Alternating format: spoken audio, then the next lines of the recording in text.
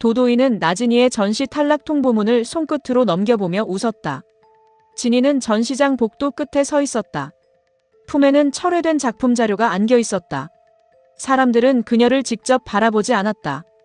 그러나 지나가는 시선마다 진이의 어깨에 흠집을 내고 지나갔다. 도희가 다가왔다. 너 떨어졌지. 진이는 대답하지 않았다. 도희는 더 가까이 와서 진이의 작품 사진을 들여다보았다. 잘 그렸는데 왜 떨어졌을까? 진이가 고개를 들었다. 너 때문이잖아. 도희는 순진한 얼굴로 눈을 크게 떴다. 나 때문이라니. 나는 그냥 사실을 말했을 뿐인데. 내가 말한 건 사실이 아니라 악의야. 악의도 통하면 능력이야. 진이는 작품 자료를 가방 안에 넣었다. 손끝이 떨렸지만 도희 앞에서는 끝까지 무너지지 않으려 했다. 도도희, 너는 언젠가 내가 만든 말에 내가 깔릴 거야. 도희의 미소가 사라졌다. 그 전에 내가 먼저 매장돼. 그때 임지우가 복도에 나타났다. 도희는 그를 보자마자 표정을 바꿨다. 방금 전까지 진이를 비웃던 얼굴은 사라지고 상처받은 사람처럼 눈가를 내렸다. 본부장님. 지우는 도희에게 다가갔다가 진이를 보았다. 그의 눈빛은 이미 차가웠다. 나 진이 씨. 진이는 그 눈빛에서 답을 읽었다. 뭘 들었어요? 지우는 도희를 한번 바라본 뒤 진이에게 말했다. 지금이라도 사과하고 바로 잡으세요. 피해자에게 직접 들었습니다. 진이의 입술이 굳었다. 피해자.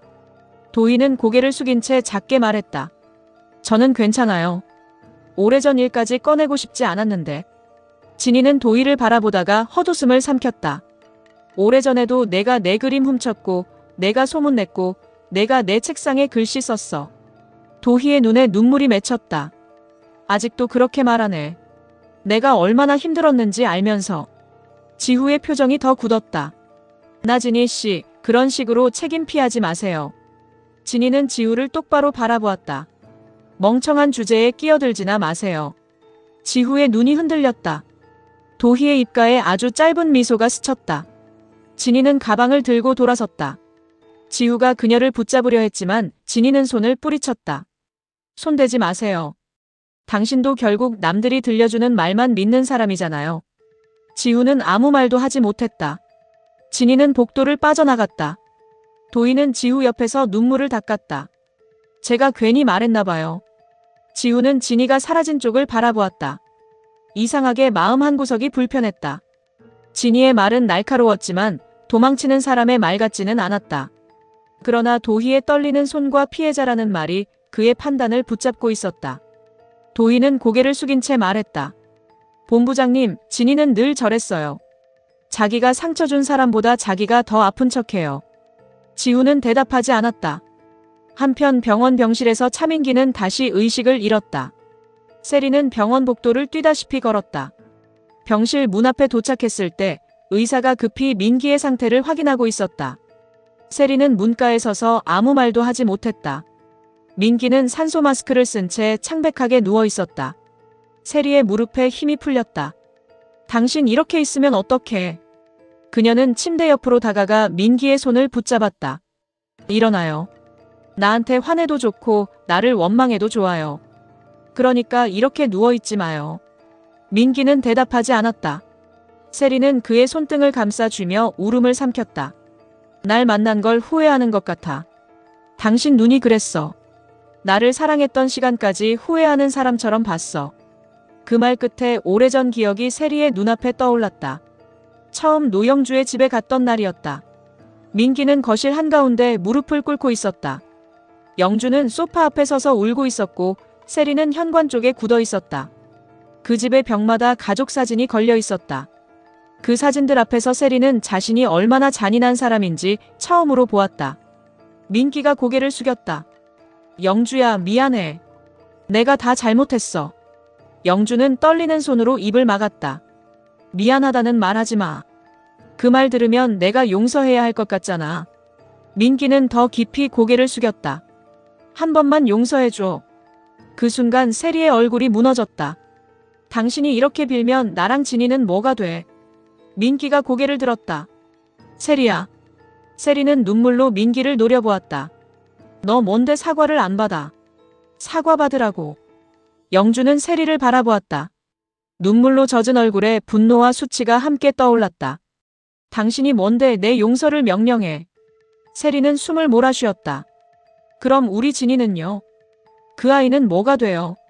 당신이 이 사람을 용서하지 않으면 우리 아이는 평생 죄가 돼요. 영주는 천천히 세리에게 다가왔다. 나를 배신했던 건 나만 욕할 수 있어. 내 남편을 욕할 자격도 용서할 자격도 죽이고 살릴 자격도 나한테 있어. 세리는 말을 잃었다. 영주는 민기를 내려다보며 울었다. 오빠, 내가 당신을 얼마나 사랑했는지 알아. 그래서 더 죽이고 싶어. 그런데 이 여자 앞에서 당신 무릎 꿇은 꼴 보니까 내 사랑까지 더러워져. 민기는 아무 말도 하지 못했다. 세리는 그날 처음으로 깨달았다. 자신과 민기의 사랑은 영주의 무너진 자존심 위에서도 계속 살아남으려 했다는 것을. 현재의 병실에서 세리는 민기의 손을 놓지 못했다. 그때 내가 미쳤었어요. 당신이 영주 씨한테 빌면 나랑 진이가 없어지는 것 같았어요. 그래서 그 사람 상처보다 내 자리부터 지키려고 했어요. 세리는 이 말을 민기의 손등에 기댔다. 근데 지금은 당신이 없어질까봐 무서워. 병실 문 밖에서 노영주가 그 말을 듣고 있었다. 그녀는 안으로 들어가지 않았다. 세리의 울음이 미웠고 민기의 창백한 얼굴이 더 미웠다. 그런데도 발이 떨어지지 않았다. 승연이 뒤에서 다가왔다. 엄마. 영주는 눈물을 닦지도 않고 돌아섰다. 승우는 로비에 있어요. 안 올라오겠대요. 영주는 고개를 끄덕였다. 그럴만하지. 승연은 병실 안을 보았다. 세리가 민기의 손을 붙잡고 있었다. 엄마는 괜찮아요. 영주는 웃었다. 내 아버지 때문에 괜찮았던 날이 있긴 했니? 승연은 입술을 깨물었다. 그래도 수술 들어간대요. 알아. 동의서 필요하대요. 영주의 눈빛이 흔들렸다. 세리가 하면 되겠지. 법적으로는 엄마가 해야 한대요. 영주는 천천히 병실 안을 바라보았다. 세리가 아무리 울어도 법적으로 민기의 곁에 서명할 수 있는 사람은 자신이었다. 그 사실이 우스웠고 처참했다. 끝까지 나한테 지민해. 그때 승우가 복도 끝에서 걸어왔다. 얼굴에는 분노가 가득했다. 엄마 하지마. 승연이 동생을 막았다. 승우야. 승우는 형을 밀어냈다. 서명하지 말라고. 그 사람이 왜 또 엄마 손으로 살아야 해. 영주는 아들을 바라보았다. 승우야, 사람 목숨이야. 우리 마음은 목숨 아니었어. 승연이 낮게 말했다. 아버지가 죽으면 너 괜찮을 것 같아. 승우는 형을 노려보았다. 형은 왜 아직도 착한 척해? 나한테 아버지는 형이고 엄마라며. 그 사람 아니라고 몇 번을 말해. 승연의 얼굴이 굳었다. 승우는 숨을 몰아쉬었다. 형도 알잖아. 나 그때 죽을 뻔했어. 영주의 얼굴이 창백해졌다. 승우야. 승우의 눈에서 눈물이 떨어졌다. 아버지가 그 여자 집에 있던 날 나는 학교 옥상에 있었어. 엄마가 울고 형이 엄마 찾으러 뛰어다니고 나는 아무한테도 말 못했어. 내가 없어지면 아버지가 돌아올까봐. 승연은 눈을 감았다. 영주는 아들을 붙잡았다.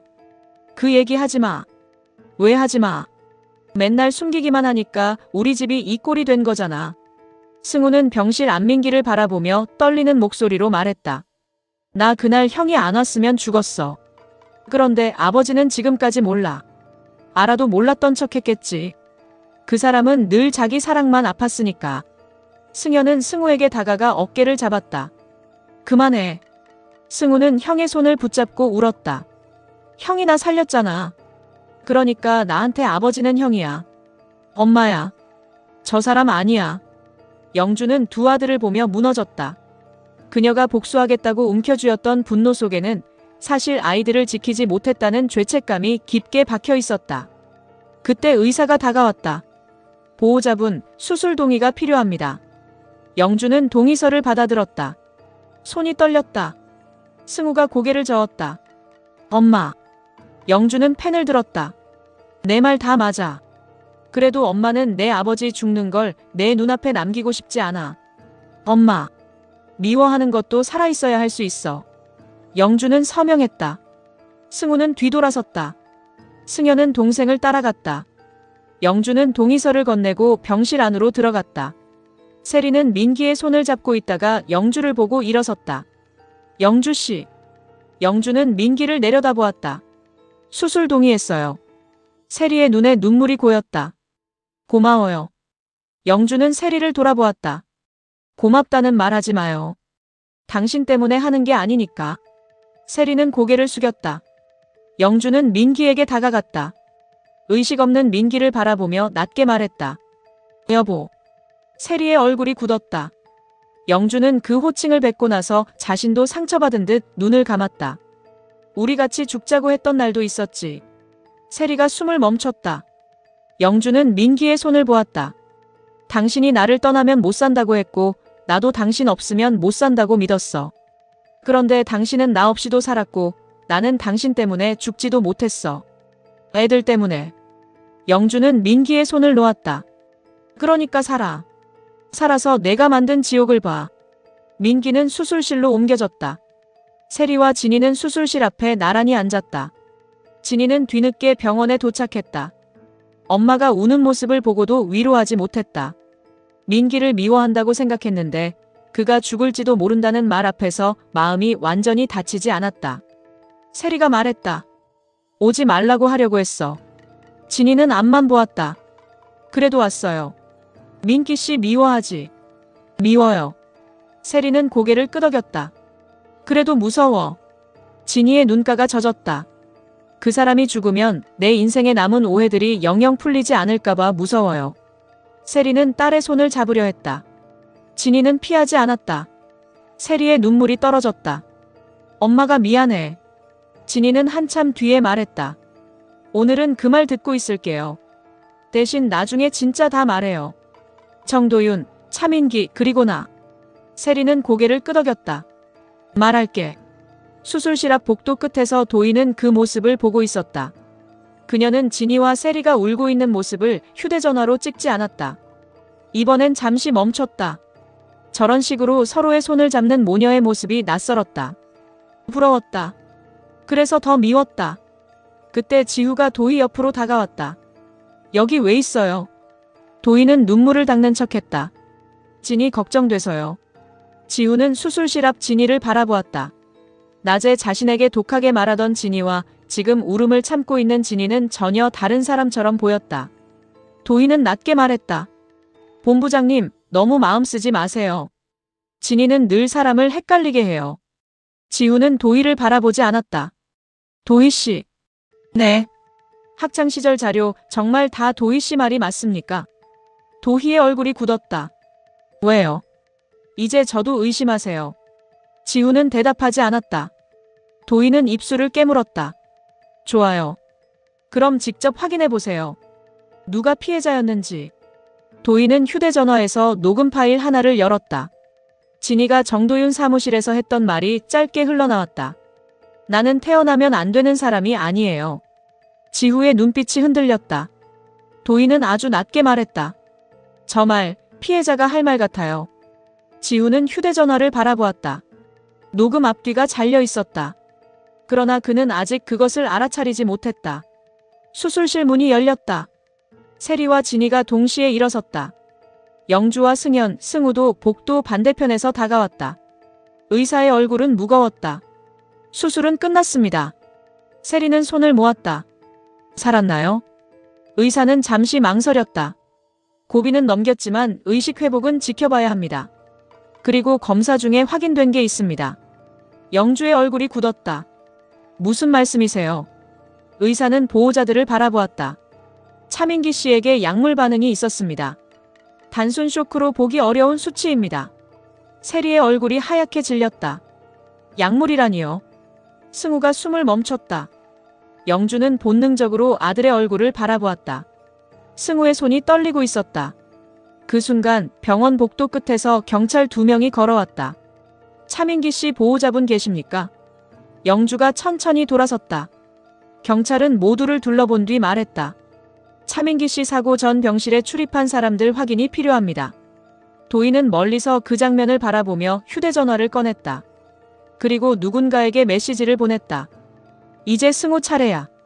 진이는 그 메시지를 보내는 도희의 손끝을 보았다. 진이의 눈빛이 굳어졌다. 도희가 고개를 들었다. 진이는 천천히 도희에게 다가갔다. 너 이번엔 누구를 죽이려고 해?